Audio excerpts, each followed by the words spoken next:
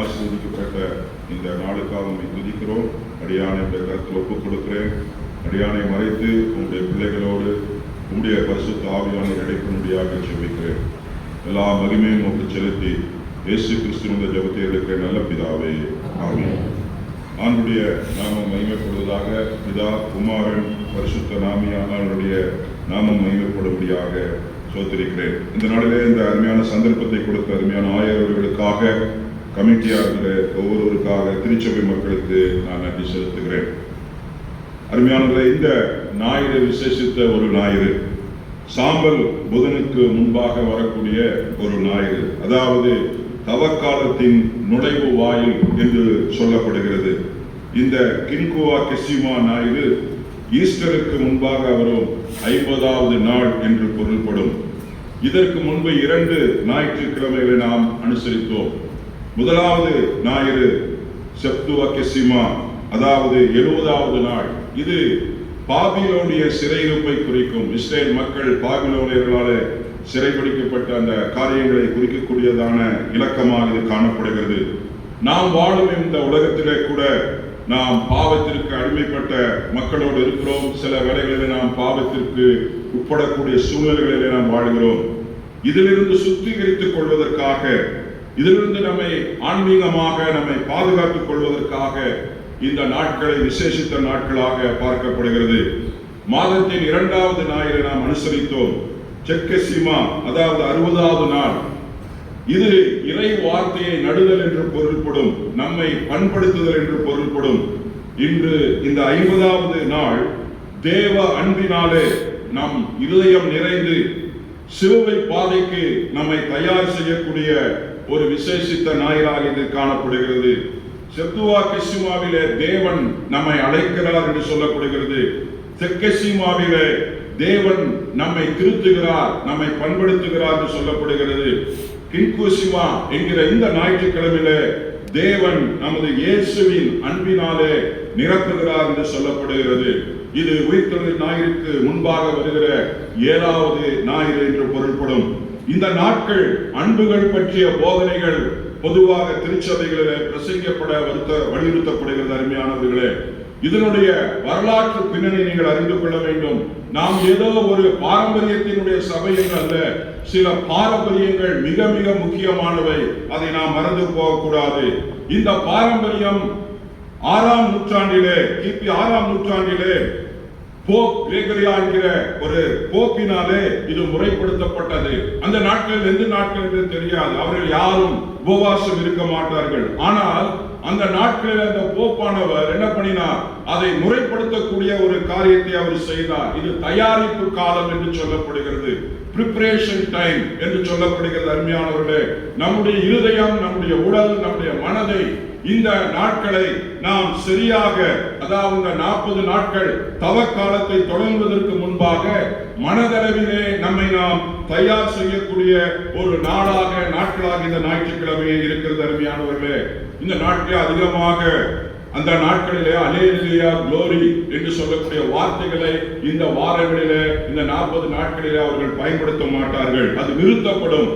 1969ஆம் ஆண்டு கத்தோலிக்க திருச்சபையில இந்த தவக்காலத்திற்கும் இந்த ப்ரீலெண்டட் டேஸுக்கும் இருக்கக்கூடிய அந்த காரியங்களை அனுசரித்ததை நிறுத்தினார்கள். சாம்பல் புதனிலிருந்து தவக்காலம் ஆரம்பிக்கப்படுகிறதாக அப்படிப்பட்ட ஒரு சீர்திருத்தத்தை அவர்கள் ஏற்படுத்தினார்கள்.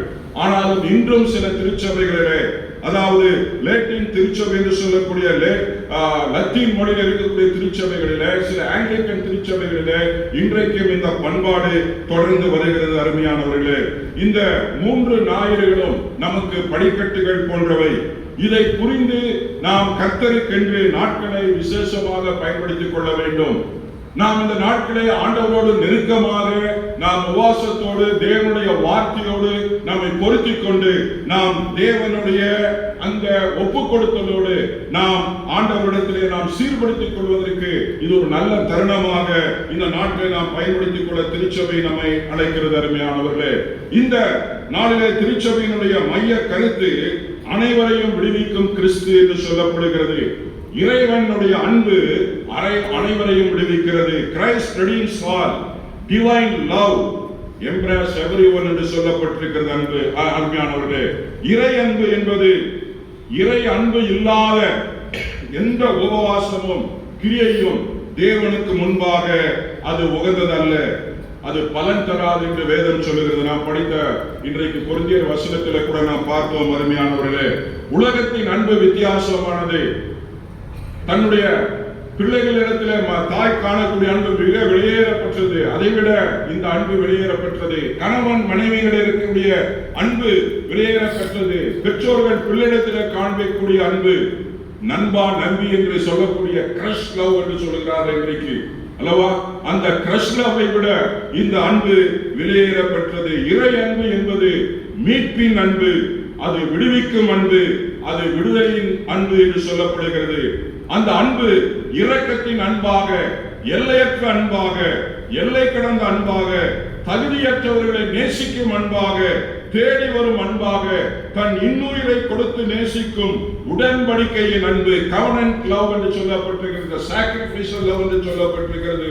அருமையானவர்களே, ரோமர் 5:8 நாம் இப்படியாக நாம் வாசிக்கிறோம், நாம் பாவிகளாக இருக்கையிலே கிறிஸ்து நமக்காக மரித்ததினாலே தேவன் நம்மேல் வைத்த அன்பை விளங்க பண்ணினார் என்று சொல்லப்பட்டிருக்கிறது. இன்றைக்கு நாம் ஆண்டவரை ஏற்றுக்கொண்ட அடிப்படையில் அல்ல, தேவன் நாம் பாவிகளாக இருக்கும் பொழுது அவர் நம்மை தேடி வந்த அந்த அன்பு. அது மாத்திரமல்ல, யோவான் 3:16 நாம் சண்டே கிளாஸ்ல படித்த வசனம் அல்லவா, தேவன் தம்முடைய ஒரே பேரான குமாரனை விசுவாசிக்கிறவனும் அவன் கெட்டு போவான் நித்திய ஜீவன் அடையும்படிக்கு அவரை கொடுத்து இவ்வளவா உலகத்திலே அன்பு செலுத்தினார் என்று பார்க்கிறோம். அது மாத்திரமல்ல, நாம் வேதத்தில் அநேக காரியங்களை 1 யோவான் 4:8 பார்க்கிறோம், தேவன் அன்பாக இருக்கிறார் என்று சொல்லி. அன்பு இல்லாதவன் தேவனை அறியான் என்று சொல்லப்பட்டிருக்கிறது. பவுல் சொல்லக்கூடிய அந்த வசனத்தை நாம் இன்றைக்கு வாசித்தோம். அதில் அன்பை குறித்த அநேக காரியங்கள் இருக்கிறது. ஆனால் முக்கியமான ஒரு காரியம், அன்பு இருக்கிற இடத்துல அன்பு சகலத்தையும் என்ன பண்ணும்? தாங்கும். அன்பு சகலத்தையும் என்ன பண்ணும்? விசுவாசிக்கும். இந்த திருமண வாழ்வில் மிக மிக முக்கியம். நாம் திருமணம் செய்யக்கூடிய பிள்ளைகளை இதை மறந்துவிடக் கூடாது. அன்பு சகலத்தையும் தாங்கும், சகலத்தையும் விசுவாசிக்கும். அடுத்தது சகலத்தையும் அது என்ன பண்ணும்? நம்பும். அது மாத்திரமல்ல, சகலத்தையும் என்ன பண்ணும்? அது சகிக்கும் அல்லவா. இதை நாம் மறந்துவிடக் கூடாது. இங்கு நாம் படித்த வேத வசனத்தினுடைய அடிப்படையில் 107ஆம் சங்கீதத்தில் நாம் 20 வசனங்களை வாசித்தோம். அந்த தலைப்பில் நாம் பார்க்கும்போது தேவன் ஆபத்திலே அணைக்கும் அன்பை குறித்து அங்கு வெளிப்படுகிறதை பார்க்கிறோம். ஆண்டவர் தன்னுடைய இஸ்ரவேல் ஜனங்கள் அவர்கள் தேவனை விட்டு சோரம் போன ஜனங்களாய் இருந்தாலும் அவருடைய ஆபத்திலே தேவன் அவர்களை அரவணைக்கக்கூடிய அன்பு, the love that holds you in crisis என்று சொல்லப்பட்டிருக்கிறது. அருமையானவர்களே, நெருக்கமான நேரத்திலே உங்களை தாங்கும் அன்பு. இந்த உலகத்திலே நெருக்கமான நேரத்திலே யாரும் உங்களை தாங்க முடியாது. ஈவன் கணவன் கூட மனைவி கூட நம்மை விட்டு கடந்து போய் விடுவார்கள். பிள்ளைகள் கூட. we have certain boundaries என்று சொல்லப்பட்டிருக்கிறது. நாம் சில வேளைகளில் நாம் நம்முடைய அந்த பவுண்டரிகளை தாண்டி நாம் என்ன பண்ணுகிறோம்? நேசத்தை எதிர்பார்க்கிறோம். நாம் சோர்ந்து போவோம். ஆனால் எப்பொழுதும் எந்த சூழ்நிலையிலும் அவர் நம்மை நேசிக்கக்கூடியவராக, நெருக்கத்தில் அன்பு செலுத்தக்கூடிய ஒரு தெய்வம் எனக்கும் உங்களுக்கும் ஆண்டவராக இயேசு கிறிஸ்து மூலம் கொடுத்திருக்கிறார். இதுல மனிதனுடைய இஸ்ரவேல் ஜனங்களுடைய 3 நிலைமைகள் என்று சொல்லப்பட்டிருக்கிறது. அருமையானவர்களே, ஒன்று வனாந்திரத்திலே தப்பி போன மக்கள் என்று சொல்லப்பட்டிருக்கிறது. வனாந்திர அனுபவம், குடியிருப்பதற்கு அவர்களுக்கு வீடு கிடையாது, காரணம் நாடு கூட கிடையாது. அப்படிப்பட்ட ஒரு நிலைமை. பசி மற்றும் தாகம். இதனுடைய ஆவிக்குரிய அர்த்தம் என்னவென்றால், வாழ்க்கையிலே நோக்கம் இல்லாமல், நோக்கம் தெரியாமல் அவர்கள் என்ன பண்ணுகிறார்கள்? வாழ்ந்து கொண்டிருக்கக்கூடிய அனுபவம். அருமையானவர்களே, நம்முடைய வாழ்வில் சில வேளைகளிலே நாம் எந்த நோக்கத்திற்காக படைக்கப்பட்டிருக்கிறோம், எந்த நோக்கத்திற்காக வாழ்கிறோம், எந்த நோக்கத்தை நோக்கி நாம் பிரயாணம் பண்ணி கொண்டிருக்கிறோம் என்பதை நாம் மறந்து விடுவோமானால் நம்முடைய வாழ்வு கூட வனாந்திர அனுபவமாக காணப்படும். அருமையானவர்களே, இங்கு ஆண்டவருடைய வசனம் சொல்கிறது, அவர்களை நான் செவ்வையான பாதையிலே நடத்தி கவனமுள்ள ஆத்துமாவை திருப்தியாக்கி பசியுள்ள ஆத்துமாவை நன்மையினாலே நான் என்ன பண்ணுகிறேன்? முடிசூட்டுகிறேன் என்று சொல்லப்படுகிறது. வனாந்திரத்தின் அனுபவம். அடுத்தது அந்த சங்கீதத்தில் சொல்லப்பட்டிருக்கிற அனுபவம் சிறையிருப்பின் அனுபவம் என்று சொல்லப்பட்டிருக்கிறது. 10-16 வசனங்களில் வாசிப்போமானால், மரண இருளிலே வைக்கப்பட்டிருந்தார்கள், ஒடுக்கத்திலும் இரும்பிலும் அவர்கள் என்ன பண்ணினார்கள்? கட்டுண்டு கிடந்தார்கள். ஒரு சிறையிருப்பின் அனுபவம் என்று சொல்லப்படுகிறது. அவர்கள் காரணம், இஸ்ரவேல் மக்கள் தேவனுடைய வார்த்தைக்கு விரோதமாக அவர்கள் கலகம் பண்ணினபடியினாலே உன்னதமானவருடைய ஆலோசனை அவர்கள் என்ன பண்ணினார்கள்? அசட்டை பண்ணினார்கள் என்று சொல்லப்பட்டிருக்கிறது. அருமையானவர்களே, அவருடைய இருதயத்தை அவர் வருத்தத்தால் என்ன பண்ணினார்? தாழ்த்தினார் என்று சொல்லப்படுகிறது. சகாயர் இல்லாமல் அவர்கள் என்ன பண்ணினார்கள்? விழுந்து போனார்கள். நம்முடைய வாழ்வில் சில ஆண்டவர் சில சிக்ஷைகளை அனுபவிக்கும் பொழுது ஆண்டவர் நம்மை நேசிக்கிறார் என்பதை புரிந்து கொள்ள வேண்டும். சில நாம் உயிருக்கு ஊராக இருக்கிற நண்பர்களை நாம் எடுத்துக் கொள்ளப்படும் பொழுது, நாம் இழக்கும் பொழுது தேவ அன்பை நாம் சந்தேகிக்க கூடாது. தேவன் யாரையும் மரணத்தின் மூலமாக நம்மை பிரிப்பவர் அல்ல. மரணத்தின் மூலமாக ஆண்டவர் நமக்கு ஒரு விடுதலை வைத்திருக்கிறார். மரணம் சத்துரு கொடுக்கக்கூடிய ஒரு காரியம். அருமையானவர்களே, சில வேளைகளிலே நாம் சில சமயங்களிலே தேவ அன்பை நாம் புரிந்து கொள்ளாமல் தவிக்கிறோம். நாம் தேவ வார்த்தைக்கு விரோதமாய் அந்த ஜனங்கள் அன்றைக்கு அவருடைய ஆலோசனை அசட்டை பண்ணி அவர்கள் அந்த சிறையிருப்பின் அனுப்பிலே அவர்கள் கடந்து போனார்கள். அருமையானவர்களே, அடுத்ததிலே வாசிக்கிறோம் 17-20 வியாகுலத்தினுடைய ஒரு அனுபவத்தில் அவர்கள் பார்க்கிறார்கள். அங்கு சொல்லப்பட்டிருக்கிறது, நிர்மூலர் தங்கள் பாதக மார்க்கத்தாலும் தங்கள் அக்கிரமங்களினாலும் நோய் கொண்டு ஒடுங்கி போனார்கள் என்று சொல்லப்பட்டிருக்கிறது. மரண வாசல்கள் பரியந்தம் அவர்கள் என்ன பண்ணினார்கள்? சமீபித்திருந்தார்கள் என்று சொல்லப்பட்டிருக்கிறது. அருமையானவர்களே, தப்பான முடிவுகள், தவறான சூழ்நிலைகளினாலே பாதிக்கப்படுவது இது குறிக்கிறது. சில வேளைகளில் நம்முடைய சூழ்நிலைகளின் நிமித்தம், அழுத்தத்தின் நிமித்தம் நாம் எப்படிப்பட்டவர்களாக காணப்படுகிறோம் என்பது மிக முக்கியம். இங்கு சொல்லப்பட்டிருக்கிறது, அதிலே ஆண்டவருடைய அன்பு 19-20 வசனத்தில் தங்கள் ஆபத்திலே கர்த்தரை நோக்கி அவர்கள் என்ன பண்ணினார்கள்? கூப்பிட்டார்கள். அவர்கள் அவருடைய இக்கட்டுகளுக்கு அவர்கள் நீங்களாக்கி என்ன பண்ணினார்? ரட்சித்தார். அதில் முக்கியமான காரியம், தமது வசனத்தை அவர் அனுப்பி என்ன பண்ணினார்? அவர்களை குணமாக்கி அவர்களை அழிவுக்கு என்ன பண்ணினார்? அவர் ரட்சித்தார் என்று சொல்லப்பட்டிருக்கிறது. தேவ வார்த்தைக்கு குணமாக்கும் வல்லமை உண்டு. அருமையானவர்களே, தேவ வார்த்தை நாம் அதிகமாக தியானிக்க வேண்டும். அந்த 119வது சங்கீதத்தை நீங்கள் அடிக்கடி வாசித்தீர்கள் என்றால் அதில் அநேக வார்த்தைகள் இருக்கிறது. 119:13 வீண் சிந்தைகளை வெறுத்து நான் கர்த்தருடைய வேதத்தில் என்ன பண்ணினேன்? தியானமா இருந்து என்று சொல்லப்பட்டிருக்கிறது. அருமையானவர்களே, நீர் எனக்கு என்னுடைய விசாரங்கள் பெருகுகையிலே உம்முடைய வார்த்தை எனக்கு ஆறுதலை கொடுத்தது என்று சொல்லப்பட்டிருக்கிறது 116வது வசனத்திலே. அது மாத்திரம் 104, 105வது வசனம் நமக்கு தெரியும். அருமையானவர்களே, அவருடைய வெளிச்சம் என்னுடைய கால்களுக்கும் பாதங்களுக்கும் என்னை வழிநடத்துகிறது என்று சொல்லி நாம் வாசிக்கிறோம். அது மாத்திரம் உம்முடைய வசனம், நான் உமக்கு உம்முடைய வசனத்தை படிக்கும் பொழுது நான் உமக்கு பயப்படக்கூடிய பயத்தினாலே என்னுடைய உடம்பு என்ன பண்ணுகிறது? சிரிக்கிறது என்று சொல்லப்பட்டிருக்கிறது. எவ்வளவு பெரிய வார்த்தை பாருங்கள் அருமையானவர்களே. அது மாத்திரமல்ல, உம்முடைய வார்த்தை மிகவும் புடமிட்டப்பட்டது, அதனால் உம்முடைய பிரமாணத்தை நான் என்ன பண்ணுகிறேன்? கற்றுக்கொள்கிறேன் என்று சொல்லப்பட்டிருக்கிறது. அருமையானவர்களே, தேவனுடைய வசனம் நம்முடைய வாழ்விலே சுகமாக்கும் வல்லமையை உடையது. உலகத்தில் இருக்கக்கூடிய மருத்துவர்கள் மூலமாக நம்முடைய நோய்கள் சுகமாகலாம். ஆனால் நம்முடைய டிப்ரெஷனோ அல்லவா, நமக்கு இருக்கக்கூடிய அநேக ஸ்ட்ரெஸ் அல்லவா, இதை நாம் சரிப்படுத்த முடியாது. தேவனுடைய வார்த்தை, தேவனுடைய வார்த்தைக்கு நாம் படித்து அதை நாம் உண்டு, அதை நாம் ருசித்து அதை அனுபவிக்கும் பொழுது நம்முடைய வாழ்விலே அவர் மீட்பர் மாத்திரமல்ல, he is not only savior, அவர் நம்மை வழி நடத்துகிறவர் என்பதை அறிந்து கொள்ள முடியும். he is a guide என்று சொல்லப்பட்டிருக்கிறது. அது மாத்திரமல்ல, அவர் நம்மை வழி நடத்துவர் மாத்திரமல்ல, அவர் நம்மை விடுதலை அளிக்கிறவர் என்று சொல்லப்பட்டிருக்கிறது. he is a liberator என்று சொல்லப்பட்டிருக்கிறது. அவர் விடுதலை கொடுப்பவர் மாத்திரமல்ல, அவர் நம்மை குணமாக்குகிற தெய்வம் என்று சொல்லப்பட்டிருக்கிறது. அருமையானவர்களே, என்னுடைய வாழ்வில் முக்கியமான சம்பவம், நான் ஊழியத்தின் ஆரம்பத்தில் இருக்கும் பொழுது ஒரு குடும்பம் திருச்சபைக்கு வந்து முன்பாக உட்கார்ந்து கொள்ளும். அந்த நபரை பார்க்கும்போது எனக்கு ஒரு இரிட்டேஷன் இருக்கு. என்னடா இவங்க, அவர் பேர் என்ன? பாலசுப்ரமணியம். அவங்க அப்பா பேர் பார்த்தோம்னா சிவகணேசன். இந்த ஆளு எதுக்குடா சபைக்கு வராங்க அப்படின்னு சொல்லிட்டு முன்னாடி 2 பேர் இருப்பாங்க. ஆனா எனக்கு ஒரு இரிட்டேஷன், கடவுளை பத்தி கொஞ்சம் இதா பேச முடியல, இது ஜனங்களா இருக்கிறாங்க.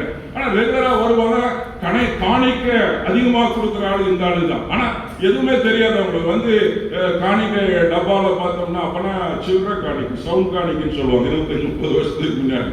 அப்ப இவரு போடுறது வந்து 100 ரூபா போடுவார் அந்த காலத்துல. எனக்கு ரொம்ப ஆச்சரியம், கிறிஸ்தவர்களே போடுறதுலப்பா, இவர் எப்படி இந்த காணிக்கை போடுறாரு என்று சொல்லி.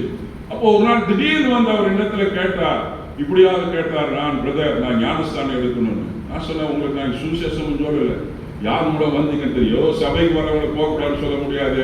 அதனால எப்படி ஞானஸ்தானம் கொடுக்க முடியும்? அப்போ அவர் சொன்ன ஒரு காரியம் என்ன தெரியுங்களா? இந்த இயேசுவை பத்தி எனக்கு தெரியாது. அந்த அம்மா அவங்க திருநெல்வேலியில் இருந்தவங்க. அந்த அம்மா எங்க அம்மா இந்து ஜனங்க. அந்த அம்மாவுடைய பேர் வந்து ஒரு இந்து தேவத்தினுடைய பேர் சொன்னாங்க. எங்களுக்கு குழந்தையே இல்லை சார், எங்களால் எல்லாரும் விருப்பப்பட்டோம், எங்களுக்கு மனசோர்வு சார், டாக்டர் சொல்லிட்டாரு ஒன்றும் முடியாது, இட்ஸ் நாட் பாசிபிள் சொல்லிட்டாரு. ஆனா எங்களுக்கு இந்த தெய்வத்தின் மேல அக்கறை கிடையாது, தெய்வத்தை பிடிக்காது, இயேசுநாதரை பிடிக்காது. Because they are higher community achieve cost. அதனால நாங்க அந்த ஜனங்கள் போகிற இடத்துக்கு நாங்க போக விரும்பல. ஆனா எனக்கு தெரியாம என்னுடைய மனைவி என்ன பண்ணுவா, சபையெல்லாம் முடிஞ்சு எல்லாம் போனதுக்கு அப்புறம் அவள் இரவு நேரத்துல அந்த சபைக்கு உள்ளுக்குள்ள போய் அவள் என்ன பண்ணுவார், உன்னை யாரும் எனக்கு தெரியாது, எனக்கு குழந்தை வேணும், எனக்கு ரொம்ப அவமானமா இருக்கு என்று சொல்லி கடவுளை நோக்கி அவளை கூப்பிட்டார். அதற்கு பிற்பாடு இவன் பிறந்தான். இவன் பிறக்கும் பொழுது அவர் இறந்து விட்டார், பிறக்க இறந்து விட்டார். அப்பொழுது பிறகு சாவதற்கு முன்பாக சொன்னார், இயேசு சாமி நம்பி அவரை நம்பினவனுக்கு ஆசீர்வாதம் சொல்லி இறந்து விட்டார். அதுதான் எங்களுக்கு தெரியும் சார். 15-20 வருடம் கழித்து அவர்கள் அந்த திருச்சபைக்கு வந்து அவர்கள் தன்னுடைய சாட்சி அவர்கள் சொன்னார்கள். என்னன்னு தெரியாது, இயேசுசாமி யாருன்னே தெரியாது. அருமையானவர்களே, ஆபத்துல நூற்று கூப்பிடுகிற யாரையும் நம்முடைய தேவனுடைய அன்பு என்ன பண்ணுகிறது, அரவணைக்கக்கூடியதாக இருக்கிறது. அருமையானவர்களே, இங்கு நாம் பார்க்கிறோம். அடுத்தது யோனாவில எல்லையற்ற அன்பு என்று சொல்லி பார்க்கிறோம். பவுண்ட்லெஸ் லவ் என்று சொல்லப்பட்டிருக்கிறது. வெறுப்பை வெல்லும் அன்பு. இங்கு யோனா அவர் எச்சரிக்கை விடுக்கிறார் நினிவே மக்களுக்கு. அவர்கள் மனம் திரும்புகிறார்கள். ஆனால் தேவன் அவர்களை அழிக்காமல் மன்னித்து அவர்களை மிகுந்த கிருபையினால் அவர்களை ஆசீர்வதிக்கிறார். யோனாவிற்கு மிகுந்த கோபம் தேவன் மேல் வந்து விடுகிறது. அருமையானவர்களே, ஒரு தீர்க்கதரிசி தேவனுடைய கிருபையை எண்ணி சந்தோஷப்படாமல் அவன் என்ன பண்ணுகிறார், கோபத்தை என்ன பண்ணுகிறார், உமிழ்கிறதை பார்க்கிறோம். 2 ஜனங்களும் தவறு செய்தார்கள். நினிவே மக்களும் தவறானவர்கள், தப்பானவர்கள், கொடுமையான காரியங்களை செய்தவர்கள். இங்கு யோனாவும் அதே தவறை செய்கிறார். இந்த நினிவே மக்கள் ஆண்டவரை அறியாமல் தவறு செய்தார்கள். இங்கு யோனா ஆண்டவரை தெரிந்து என்ன பண்ணுகிறான், அவன் தவறு செய்கிறதை நாம் பார்க்கிறோம். அருமையானவர்களே, அந்த வசனத்தினை வாசிக்கும் அந்த 4ஆம் அதிகாரத்துல யோனாவுக்கு மிகவும் வசனம் வந்ததா. அது மாத்திரமல்ல, அவன் எப்படி சொல்கிறான், அந்த வார்த்தை சொல்கிறது, கடும் கோபம் அவனுக்கு வந்தது. யார் மேல வந்தது? தேவன் மேல. மனைவி மேல, பிள்ளை மேல வந்தா கூட பரவாயில்ல. ஆனா யோனாக்கு வந்த கோபம் யார் மேல வந்திருக்குது? அது சாதாரண கோபம் அல்ல, கடும் கோபம் என்று சொல்லி அவன் விண்ணப்பம் பண்ணினான். இதை நான் சொல்லவில்லையா ஆண்டவர் என்று அவன் ஆண்டவரிடத்தில் கேட்கிறான். இது நிமித்தம் நான் என்ன பண்ணினேன், தர்சிசுக்கு ஓடி போனேன். தர்சிசுக்கு நான் ஓடி போனேன் ஆண்டவரே. சில வீட்டுல சமயத்தில் நம்ம சொல்லுங்க, வீட்டுல உன்னை பத்தி எனக்கு நல்லாவே தெரியும், அதனாலதான் நான் ரொம்ப எச்சரிக்கையா இருந்தேன். நீ எப்படிப்பட்ட ஆளுன்னு எனக்கு தெரியும். நீங்க இறங்கிடுவீங்க, நீங்க இறங்கி கடன் கொடுத்துருவீங்க, இல்ல சில சமயத்துல நம்பாதாலும் நீங்க நம்பிடுவீங்க. நீ இறக்க முடியவங்க எனக்கு தெரியும். இல்ல வீட்டுல நம்ம பேசும் பொழுது கூட இங்க அதைத்தான் நான் சொல்லுகிறான். நீர் எப்படிப்பட்டவர் என்று எனக்கு தெரியும். ஆண்டவரை நன்றாக புரிந்தவருக்கு தீர்க்கதரிசி அவன் சொல்லுகிறான், நீ நீடிய சாந்தம் மிகுந்த கிருபை உள்ளவர் ஆண்டவரே, நீ தீங்குக்கு தீங்குக்கு என்ன பண்ணுகிறீர், மனஸ்தாபப்படுகிற. ஒருவேளை கடவுள் ஏதோ ஒரு தீங்கு செய்கிறார் நீங்க நினைத்தீங்கன்னா, உங்களை விட மனஸ்தாபப்படுகிற யார் தெரியுமா? என்னை விட ஆண்டவராக இயேசு கிறிஸ்து. சொல்லப்பட்டிருக்கிறது, நீர் தேவன், நீர் யார் என்று எனக்கு தெரியும் ஆண்டவரே. அவன் எரிச்சல் அடைகிறான். முதல்ல ஒரு எரிச்சல் வருது அவனுக்கு. அவன் சொல்ல, நீ ஏன் யோனா எரிச்சலா இருக்கிறியா அப்படின்னு. அதை பெருசா அவன் கண்டுக்கல. ஆனா அவன் சொல்லுகிறார், நீ என்னுடைய ஜீவனை எடுத்துக்கொண்டா கூட நல்லா இருக்குல்ல. சில சமயத்தில் நாம் அப்படிதான் பேசுகிறோம். வெளியே சொல்லாவிட்டு கூட மனதிற்குள்ளாக, மனதில வெளியே சொல்ல முடியாது. சொன்னா நம்ம விசுவாசி இல்ல, ஊழியக்காரர் இல்லைன்னு சொல்லிடுவோம். ஆனா அவன் என்ன பண்றான், ஆண்டோட தைரியமா சொல்லிடுறான், அச்சா நீ என்னோட உயிர் எடுத்த கூட பரவாயில்ல, இந்த ஜனங்களை போய் என்ன பண்ணிட்டு நீ காப்பாத்திட்டே ஆண்டவரே என்று சொல்லி. அடுத்தது அவன் போய் உட்கார்ந்து குடிசை போட்டு அந்த எதிரிகளுக்கு நடக்கக்கூடிய காரியத்தை பார்க்க போகிறார். அழகான ஒரு ஏசி போட்டு கொடுக்கிறார் ஆண்டவர் அல்லவா. ஏசி நல்ல அருமையான குளிர்காற்று வருகிறது. ஆனால் திடீர்னு ஏசியில கரண்ட் கட்டு ஆஃப் ஆயிடுச்சு. அந்த குளிர்காற்றுக்கு பதிலாக வெப்ப காற்று வருது. அந்த ஏசி ஆமனுக்கு செடி ஆண்டவர் என்ன பண்ணார், குழு வச்சு என்ன பண்ணிட்டாரு, எடுத்து போட்டார். அவனுக்கு ரொம்ப எரிச்சல் வந்து விட்டது அல்லவா. அவன் சோர்ந்து போகிறான் என்று சொல்லி பார்க்கிறோம். ஆண்டவர் சொல்லுகிறார், இந்த ஆமனுக்கு செடிக்காக நீ எரிச்சல் அடைகிறான் சொல்லுகிறான், நான் மரண பரியந்தம் எரிச்சலாக இருப்பது. அருமையான தேவனுடைய பிள்ளைகளை, நம்முடைய வாழ்க்கையில, நம்முடைய உறவு, நம்முடைய நெருக்கங்களிலே வரும் பொழுது நாம் எப்படிப்பட்ட ஒரு காரியத்தை நாம் வெளிப்படுத்துகிறோம் என்பதை நாம் யோசித்து பார்க்க வேண்டும். அருமையானவர்களே, 124,000 ஜனங்களுக்கு மேலாக இருக்கக்கூடிய ஜனங்களுக்கு நான் பரிதவியாமல் இருப்பானா என்று சொல்லி ஆண்டவர் யோனாவோடு என்ன பண்ணுகிறார்? பேசுகிறதை பார்க்கிறோம். அருமையானவர்களே, நம்முடைய நெருக்கங்கள் மத்தியில, நம்முடைய சில வித்தியாசமான சூழ்நிலைகள் மத்தியில தேவன் அவருடைய அன்பை நம்மோடு கூட வெளிப்படுத்த சில காரியங்களை என்ன பண்ணுகிறார்? நம்முடைய வாழ்வியலிலே அவர் அனுமதிக்கிறார். அருமையானவர்களே, இங்கு மிகப்பெரிய ஒரு தந்திரம், பிசாசு செய்த காரியம் சோர்வு. அந்த சோர்வு என்கிற மிகப்பெரிய ஆயுதத்தை யோனாவுடைய வாழ்விலே பிசாசு பயன்படுத்துகிறதை பார்க்கிறான். தேவ கிருபை என்பது அனைவருக்கும் பொதுவானது. RSS காரனுக்கும் போது, BJP காரனுக்கும் போது, இயேசு கிறிஸ்துவை ஏற்றுக்கொண்டவர்களுக்கு போது என்னது? தேவ கிருபை அல்லவா? தேவ கிருபை அனைவருக்கும் பொதுவானது. நமக்கு பிடிக்காதவர்களுக்கு தேவன் நன்மை செய்யும் பொழுது நாம் பொறாமைப்படுகிறோமா? அல்லவா? சில சமயத்துல நம்மை அடித்தவர்கள், நமக்கு துரோகம் பண்ணினவர்கள், நம்முடைய பெயரை கெடுத்தவர்கள் மத்தியில நாம் எப்படி நாம் இருக்கிறோம்? நோவாவின் எதிர்பார்ப்பு நினிவே என்ன பண்ண வேண்டும்? அழிய வேண்டும் என்பது. அது நிறைவேறாத பொழுது அவன் மனம் என்ன பண்ணுகிறது? சோர்வடைந்து விடுகிறது. சில வேளைகளில் நமது விருப்பம், நமது நோக்கம் நிறைவேறாத பொழுது தேவ சித்தத்தை மறந்து நாம் சோர்ந்து போகிற வாய்ப்புகள் அதிகம். அருமையானவர்களே, நம்முடைய விருப்பங்கள் நிறைவேறாத பொழுது நாம் கர்த்தர் மேல் கோபப்படுகிறோமா? இந்த காலவெளியில் அதை நாம் யோசித்து பார்ப்போம். ஆனால் அதைவிட தேவனுடைய நோக்கம் என்னுடைய வாழ்வில் பெரிது என்று அர்ப்பணிக்கும் பொழுது அவருடைய அன்பு, அவருடைய எல்லையில்லாத அன்பை நாம் உணர முடியும். அருமையானவர்களே, அவன் தன்னுடைய சௌகரியத்தை பார்த்தான். அழிந்து போகிற ஆத்துமாக்களை குறித்து அவனுக்கு என்ன பாரம் இல்லை. நம்முடைய வாழ்வில் சில வேளைகளில் நம்முடைய சௌகரியத்தை அதிகமாய் பார்க்கிறோம். இன்றைக்கு ஆண்டவருடைய ஊழியர்களுக்கு வரக்கூடிய ஆட்கள் மிக குறைவு. அருமையானவர்களே, இன்றைக்கு வரக்கூடிய ஜனங்கள், மிஷனரிக்கு வரக்கூடிய ஜனங்கள், அன்றைக்கு படித்தவர்கள், பட்டம் பெற்றவர்கள், பெரிய பெரிய வேலையில இருந்தவர்கள் தியாகம் பண்ணினார்கள். இன்றைக்கு அது மிகவும் சாதாரணமாய் போய்விட்டது. இன்றைக்கு ஊழியம் வயிற்றுப்புழப்பாக மாறிவிட்டது என்று நான் சொல்வதற்கு தயங்க மாட்டேன். அப்படிப்பட்ட ஒரு தேர்ட் கேட்டகரி பிள்ளைகள், தேர்ட் கேட்டகரி இருக்கிறவர்கள் இன்றைக்கு அவர்களை கம்பல் பண்ணி வர வேண்டிய ஒரு சூழ்நிலை இருக்கிறது. காரணம், நம்முடைய சௌகரியத்தை நாம் என்ன பண்ணுகிறோம்? அதிகமாக நாம் நினைக்கிறோம். அவருடைய அன்பை சில வேளைகளில் நம்மால் என்ன பண்ண முடிவதில்லை, புரிந்து கொள்ள முடிவதில்லை. அருமையானவர்களே, அவர் அன்பு எல்லையற்ற அன்பு, வெறுப்பை வெல்லும் அன்பு. அருமையானவர்களே, நம்முடைய விருப்பம் வேண்டாம் என்று அவருடைய சித்தம் என்று ஒப்புக் கொடுக்கக்கூடிய ஜனங்களை இன்றும் அவர் என்ன பண்ணுகிறார்?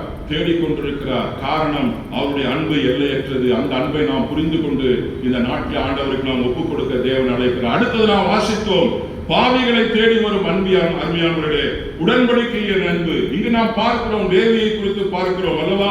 இது ஒரு சாதாரண அழைப்பல்ல, ஒரு கிருபையின் அழைப்பு. அருமையானவர்களே, அவர் அந்த லேவியை அழைக்கிறார். லேவியோடு அவர் என்ன பண்ணுகிறார்? பேசுகிறார். அந்த நாட்களிலே அந்த மக்கள் வெறுக்கப்பட்டவர்கள், ஒதுக்கப்பட்டவர்கள், சபிக்கப்பட்டவர்கள், அவர் பகல் கொள்ளைக்காரர்கள் என்று அழைக்கப்பட்டவர்கள்.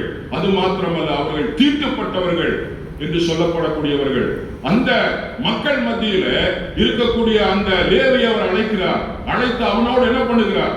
அவர் உணவு உட்கொள்கிறார். பாரம்பரியம் என்ன தெரியுங்களா? உணவு உட்கொள்வது என்பது ஒரு மனிதனோடு அவனை நான் என் நண்பனாக, என்னுடைய ஸ்டேட்டஸ் உள்ளவனாக, உயரியவனாக, என்னோடு அவன் உறவு கொள்ளக்கூடியவனாக வைத்திருப்பதுதான் அந்த காலத்துல அந்த உணவு உட்கொள்ளக்கூடிய ஒரு பழக்கம். ஆனால் அங்கிருக்க பரிசேயரை பார்த்து சொல்லுகிறார்கள், இப்படிப்பட்ட பாவியான மனுஷனோடு போய் என்ன பண்ணுகிறேன்? உணவை சாப்பிட்டுக் கொண்டிருக்கிறேன் என்று சொல்லி நாம் மக்களை எப்படிப்பட்டவர்களாக பார்க்கிறோம்? அருமையானவர்கள், அவர்கள் தவறுகளை வைத்தோ, அவருடைய தொழிலை வைத்தோ, அவருடைய பிறப்பின் பின்னணியை வைத்தோ இல்லை, பரிசேயர்கள் பார்க்கும் விதமாக நாம் பார்க்கிறோமா? அதான் ஆண்டவர் சொல்றார், நோயாளிகளுக்கு வைத்தியம் தேவை என்று சொல்லுகிறார் அல்லவா? நோயாளிகளுக்கு வைத்தியம். சபை என்பது, இது சபைக்கு ஒரு நினைவூட்டல். அருமையானவர்களே, நாம் நீதிமானுடைய கூடாரம் மாத்திரமல்ல, பாவிகளுக்கான சிகிச்சை அளிக்கக்கூடிய நிலையமாக, காயப்பட்டவர்களையும் அறியாமையில் இருப்பவர்களையும் தேற்றும் இடமாக எதிர்க்க வேண்டும். நம்முடைய திருச்சபை இருக்க வேண்டும். அந்த திருச்சபையில நீனும் நாங்களும் ஒருவேளை ப்ரொஃபஷனல் டாக்டராக இல்லாமல் இருக்கலாம். இன்னைக்கு மெடிக்கல் கேம்ப் நடக்குது, அதனால சீக்கிரம் முடிக்கிறாச்சு. ஆனா ப்ரொஃபஷனல் டாக்டர் இல்லாமல் இருக்கலாம், ஆனால் தேவனுடைய அன்பையும் கிருபையையும் நாம் மற்றவர்களுக்கு கொடுக்கக்கூடிய ஒரு விசேஷித்த மருத்துவராக, ஒரு ஹீலராக உங்களையும் என்னையும் ஆண்டவர் திருச்சபையில அவருடைய அன்பினால அரவணைத்து வைத்திருக்கிறான். அன்பை பெற்றிருக்கிறோம் அருமையானவர்களே. லேவி என்றால் அவன் என்ன பண்ணவன்? இணைக்கப்பட்டவன் என்று அர்த்தம்.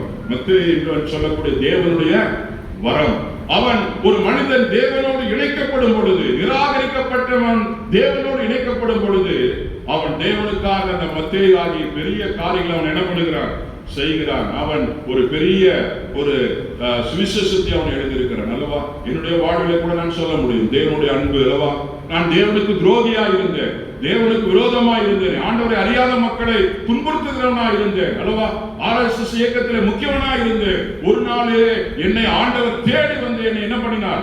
மாற்றினார். இன்றைக்கு அவரை உழைத்து செய்யக்கூடிய பெரிய கிருபை எனக்கு என்ன பண்ணினார்? கொடுத்தார். அருமையானவர்களே, நாம் எப்படிப்பட்ட காரியம் உள்ள மக்களாக ஆண்டவருடைய அன்பை, அவருடைய அன்பை நாம் வெளிப்படுத்தக்கூடிய மக்களாக இருக்கிறோமா? கிருபை என்பது சமூக நிலையை விட அது உயர்ந்தது. அருமையானவர்களே, நாம் நம்முடைய வேதம் சொல்கிறது, தேவனுடைய பிள்ளைகள் என்று அழைக்கப்படுவதனாலே அவர் பாராட்டின அன்பு எவ்வளவு பெரிய, இதுதான் பெரிய ஸ்டேட்டஸ். உலகத்தில் இருக்கக்கூடிய எல்லா ஸ்டேட்டஸை விட நாம் தேவனுடைய பிள்ளைகள் என்று அழைக்கப்படுவதனாலே எவ்வளவு பெரிய அன்பு. இயேசு மதிப்புள்ளவர்களை மட்டுமல்ல, தள்ளப்பட்டவர்களையும் தேவன் என்ன பண்ணினார்? அழைத்தார். தேவன் யாருக்கும் தூரமானவர் அல்ல. அவர் பாவிகளுக்காக மிக அருகிலே வரக்கூடியவர்களாக இருக்கிறார். உங்களையும் என்னையும் அப்படிப்பட்ட அழைப்புக்கு உகந்தவர்களாக ஆண்டவர் விரும்புகிறார். அருமையானவர்களே, நான் இந்த பகுதியை படிக்கும் பொழுது ஒரு காரியம் என்னோட வாழ்வை நினைவுக்கு வந்தது. ஊழியத்தில் சாப்பாடு, ஒரு குடும்பங்களோடு சாப்பிடுவது என்பது ஒரு பெரிய காரியங்களை ஏற்படுத்திவிடும். ஒரு கிராமத்தில் இருக்கிற மக்கள் இன்னொரு கிராமத்தில் போய் சாப்பிட மாட்டார்கள். நான் ஊழியத்தில் சில சமயங்கள் ஆண்டு ரட்சிக்கப்பட்ட பொழுது ஒரு கிராமத்தில் இருக்கிற மக்களை எடுத்து ஒரு 4-5 பேர் அந்த எல்டர்ஸ் என்னோட கூட்டிக் கொண்டு இன்னொரு கிராமத்தில் போய் சாப்பிட்டு விட்டு அவர்கள் சாப்பாடு போட்டு விட்டார். அவர்கள் நாம ஆண்டவருக்குள்ளாக ஒன்றுக்குள்ள ஒன்று இருக்கிறோம் என்று சொல்லி. ஆனால் சில நாட்களுக்கு பிற்பாடு என்னை அவர்கள் தாக்கினார்கள், பயங்கரமாக தாக்கினார்கள். என்ன தெரியும்? சுவிசேஷத்திற்காக அல்ல, இவனை எப்படி எங்க கிராமத்தில் கொண்டு வந்து வச்சு அவனோட உட்கார சரிசரமா உட்கார வச்சு அவன் என்ன பண்ண சாப்பிட வைத்தா என்று சொல்லி எனக்கு புரியாத புதிரா இருந்தது அல்லவா? இன்றைக்கும் நம்முடைய வாழ்வில நாம் எப்படிப்பட்டவர்களா இருக்கிறோம்? அருமையானவர்களே, நாம் ஒதுக்கப்பட்ட மக்கள் மத்தியில, புறம்பாக்கப்பட்ட மக்கள் மத்தியில நாம் அந்த லேவி ஆண்டவரிடத்தில் வந்ததை போல நாம் தேவனுடைய அந்த அன்பை வெளிப்படுத்தக்கூடிய ஒரு கருவிகளாக ஆண்டவர் உங்களை என்னையும் பயன்படுத்தக்கூடியவராக இருக்கிறார். இந்த நாளை நாம் கண்களை மூடி ஆண்டை நோக்கி பார்த்து நாம் ஜெபம் பண்ணுவோம். நாம் கண்களை மூடி ஆண்டை நோக்கி பார்த்து நாம் ஜெபம் பண்ணுவோம். இந்த நாளில் அருமையானவர்களே, அவர்கள் நெருக்கத்தில் அவர்களை நோக்கி கூப்பிட்டார்கள், அவர்களை அவர் விடுவித்தார். நாம் எந்த நிலைமையில் இருந்தாலும், ஆண்டவரை விட்டு எவ்வளவு தூரம் நாம் தூரமாய் விலகி இருந்தாலும், இந்த வருகிற நாள் சாம்பல் புதனில் இருந்து நம்ம திரும்பவுமாக ஏதோ ஒரு பாரம்பரியமாக அல்ல, நாம் ஆண்டவருக்குள்ளாக அவருடைய அன்பை புரிந்து, அவர் கல்வாரியில் சிந்தின அந்த பெரிய தியாகத்தை நினைத்து அந்த அன்புக்குள்ளாக நாம் திரும்புவோம். அருமையானவர்களே, சில வேளைகளில் சில யோனாக்கள் நமக்குள்ளாய் இருக்கிறார்கள் அல்லவா? நமக்குள்ளாய், எனக்குள்ளாய் சில வேளைகளில் அந்த யோனா, எரிச்சலடையக்கூடிய யோனா யார் என்று கண்டுபிடித்து இந்த உபவாச நாட்டிலே அந்த யோனாவை நம்மை விட்டு வெளியேற்றுவோம். அருமையானவர்களே, இயேசுவை போல நாம் மற்றவர்களை, லேவியை அழைக்கக்கூடியவர்களாக தேடி செல்வோம். அன்பின் தகப்பனே, இந்த நாளிலே அருமையான இந்த வசனத்தை கருத்துல ஒப்புக் கொடுக்கிறோம். அருமையான வந்திருக்கின்ற பிள்ளைகளை கருத்துல ஒப்புக் கொடுக்கிறோம். ஏதோ இந்த வருகிற நாளோட நல்ல ஒரு பாரம்பரியமாக நாட்களை விசேஷித்த நாட்களாக பயன்படுத்தி திருச்சபைக்கு நாங்கள் ஒரு ஆசீர்வாத பிள்ளைகளாக இருக்க எங்கள் ஒவ்வொருவரையும் உங்களுடைய அன்பினாலே நிரப்பும். எல்லா துதியும் உமக்கு செலுத்தி இயேசு கிறிஸ்துவின் மூலம் இந்த ஜெபத்தை எடுக்கிறோம் நல்ல பிதாவே, ஆமென்.